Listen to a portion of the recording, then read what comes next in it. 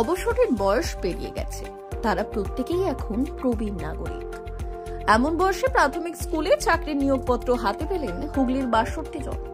আরও ৪ জনের নামে নিয়োগপত্র দেওয়া হলেও তাদের মৃত্যু হয়েছে আগে।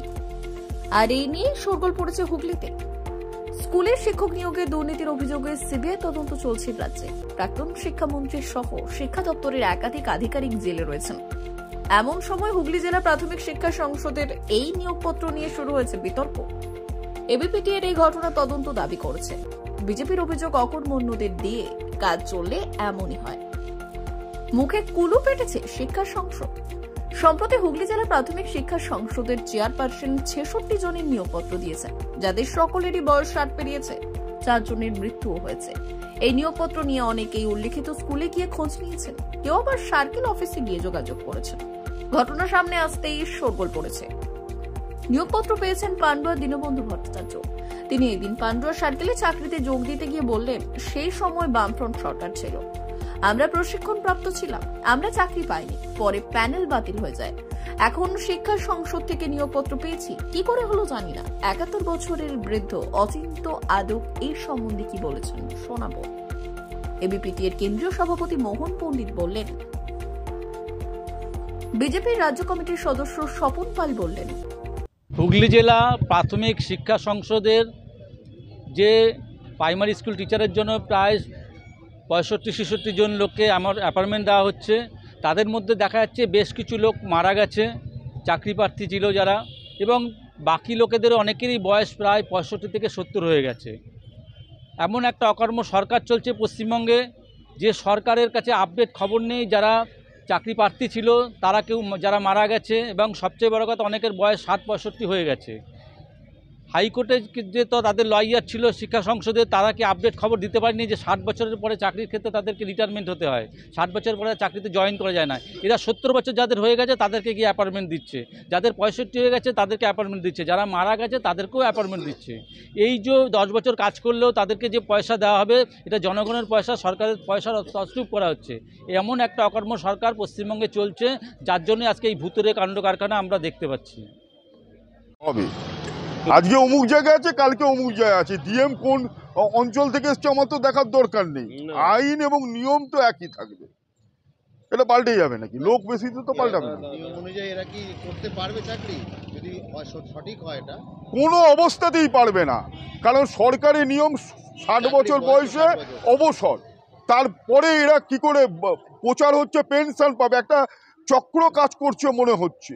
আমাদের পেনশনের নিয়ম হচ্ছে জেনে রাখার জন্য আপনাদের এই সংবাদ মাধ্যমের মধ্য দিয়ে আমি বলে দিতে চাই যে মিনিমাম সার্ভিস হতে হবে ১০ বছর। ১০ বছরের একদিন হলেও সে পেনশন প্রাপক নয়। মানে এইটা শুধু আমাদের দেশে না, সারা পৃথিবীতে বিরল। এই জিনিস কেউ শোনেনি। আমাদের নিয়ম অনুযায়ী শিক্ষকতার চাকরিতে ৬০ বছরে অবসর।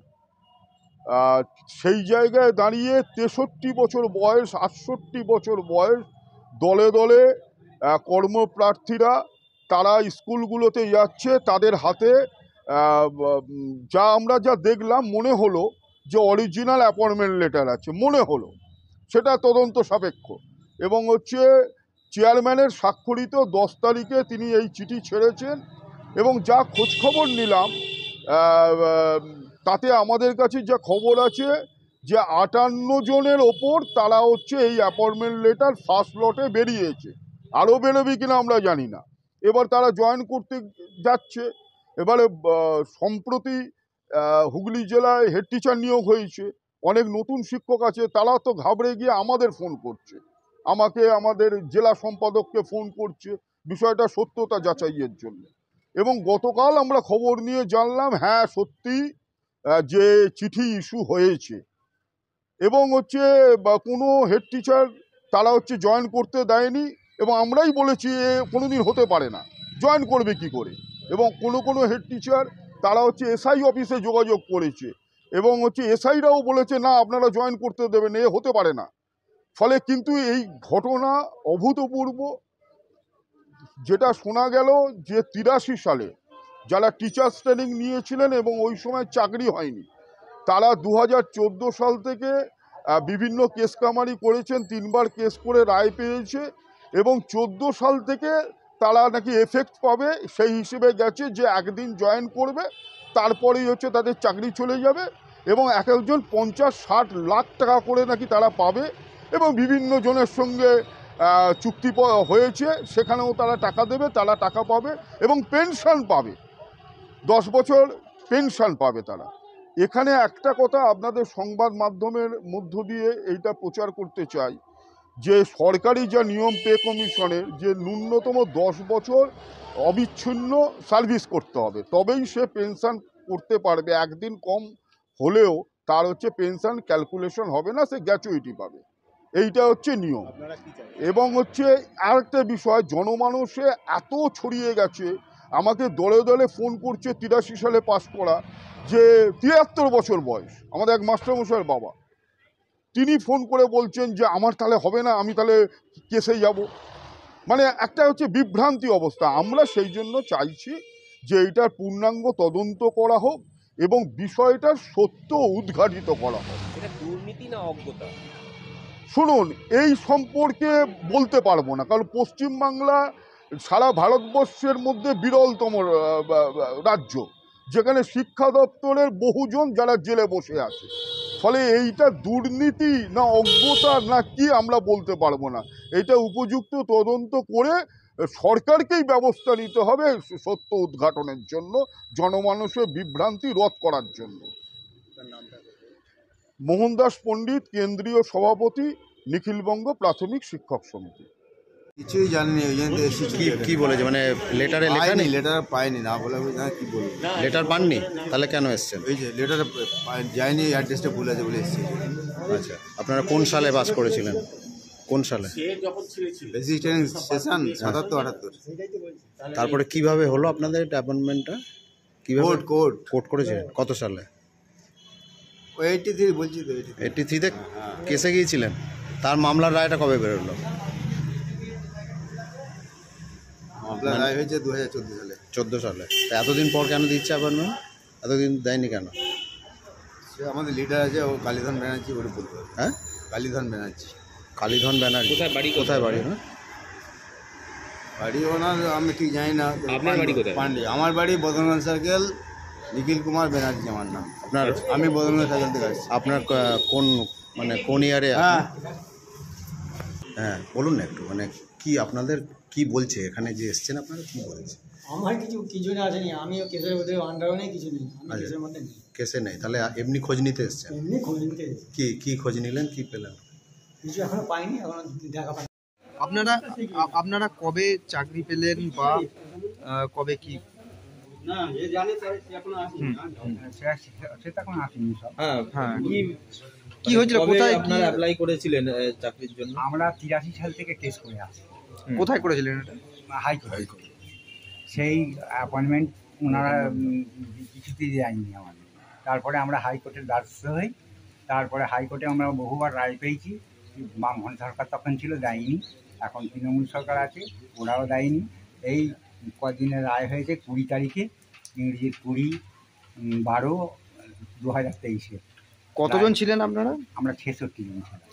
সেই সময় কেন পাননি? সেই সময় ওরা দেয়নি, রায়ই মানিনি। কারা মানেনি এটা? সরকার, বামফ্রন্ট সরকারও মানিনি, তৃণমূল সরকারও মানিনি। আপনারা তখন কি তালিকাভুক্ত ছিলেন? তালিকাভুক্ত কিছু ছিল, যেমন প্যানেলটা ছিল আমাদের। তখন নিয়ম ছিল ইয়েতে বেসিক ট্রেনিংয়ের পুরো পার্সেন্টটাই দিতে হবে। তার গভর্নমেন্ট ছিল যে অন্তত যতক্ষণ পর্যন্ত বেসিক ট্রেনিং থাকবে ততক্ষণ পর্যন্ত আনট্রেনিং চলবে না, কিন্তু সেই নিয়ম ওরা মানিনি। তার সত্ত্বেও ওরা বলেছিল 50-50, সরকার বলেছিল, কিন্তু 50-50ও করেনি। প্যানেলটায় দেখা গেল, পরে বার করে দেখা গেল যে 593 বেসিক ট্রেনিংয়ের প্যানেল আর 2137 হচ্ছে আনট্রেনিংয়ের প্যানেল। এই করে দেখা গেল প্যানেলটাও হওয়া হয়েছে, প্যানেলটাও যা, তবে কোনো শর্তই মানিনি। আপনারা কবে অ্যাপয়েন্টমেন্ট লেটার পেলেন? আমরা অ্যাপয়েন্টমেন্ট পেলাম এই জানুয়ারি। বলেন। আমাদের 23 সালে আমাদের কেস, তখন থেকে বামফ্রন্ট সরকার আমাদের ট্রেনদের মানেনি, আনট্রেনদের বেশি করে চাকরি দিয়েছিল। পরে প্যানেলটা জাজ ক্যান্সেল করে দিয়েছে। এখন কি করে কি অ্যাপয়েন্টমেন্ট হলো জানি না, এখন অ্যাপয়েন্টমেন্ট হয়েছে, আমাদের এই জানুয়ারিতে অ্যাপয়েন্টমেন্ট এসছে। আমরা এসআই অফিসে এসেছি। আমাদের জেলা পরিষদের চেয়ারম্যান অর্ডার দিয়েছিলেন যে এসআই অফিসে গিয়ে জয়েন করতে, আমরা এসেছি জয়েন করতে। আচ্ছা, আর কে আপনাদের অর্ডার কে দিয়েছিল এমনি, মানে জয়েনিং এর লেটারে কার্ড সই টই ছিল? হ্যাঁ, জয়েনিং লেটার আমার চেয়ারম্যানের সই আছে। কি নাম ছিল স্যার? শিল্পা নন্দী। আচ্ছা, যেটা মহামান্য আদালত যে রায় দিয়েছেন সেই রায়কেই তো কার্যকর করেছেন, সুতরাং কোর্টের রায়কে কার্যকর করা এটা আমাদের দায়িত্ব এবং এটা আমাদের প্রধান কাজ। সেই কাজই যারা দপ্তরের আধিকারিক আছেন তারা সেই কাজটা করেছেন। এটা আমাদের কাছেও ব্যাপারটা নজরে এসছে এবং এই রায়কে তারা কার্যকর করেছেন।